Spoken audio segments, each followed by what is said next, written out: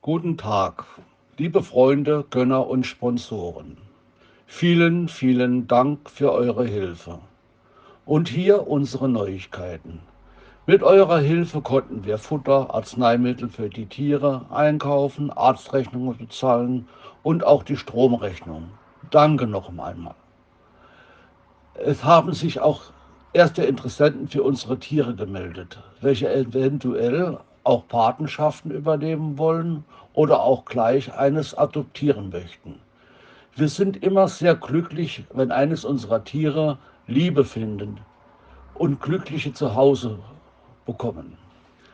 Nochmals ein riesiges Dankeschön an alle. Ehrlich gesagt, ich habe selbst nicht erwartet, dass so viele Menschen helfend reagieren. Natascha sagte, es wurden gestern Abend Futter angeliefert, 23 Säcke. Es wird für eine ganze Zeit reichen. Vielen Dank noch einmal. Das Hundemädchen Alma ist schon mal irgendwann und irgendwo sterilisiert worden. Dies aber sehr unglücklich. Sie war das ganze Jahr weiterhin läufig. Bei diesem Problem suchten wir die Hilfe der Ärzte und diese machten eine Laparoskopie, damit sie alles auf dem Monitor sehen können. Das ist sehr teuer.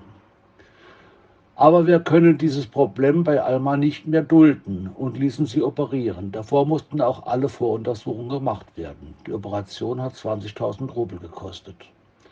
Wir müssen jetzt Schulden an den Mann zurückzahlen, der Alma beim Abholen in der Klinik bezahlt hat. Wir brauchen weiter eure Hilfe, um dieses bezahlen zu können. Liebe Freunde, wir haben auch eine wunderschöne Neuigkeit. Unser Hundejunge Marek aus Nikesworsk und das Katzenmädchen Bienchen aus Jakutsk haben ein Zuhause bei Olga in St. Petersburg. Das Bienchen ist vor kurzem gerettet aus der Wohnung in Jakutsk, wo der Hund keine Katzen mag und sie attackierte. Und schon bald wird Bienchen auch ein schönes Fell haben, bei gutem Futter und viel Liebe. Werden beide eine glückliche Zukunft haben. Beide sind nun geimpft und haben einen Impfpass, in dem auch alles weitere vermerkt wurde und wird, auch die Wurmkuren.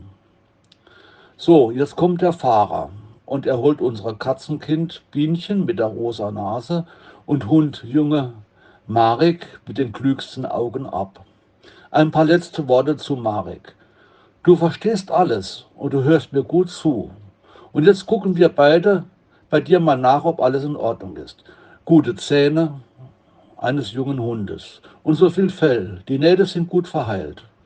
Guck mal, wo Kätzchen Bienchen ist. Du sollst die Wunde nicht schlecken. Guck besser auf Bienchen. Du wirst mit ihr zusammenleben. Bienchen will dich schon küssen, aber du willst nicht.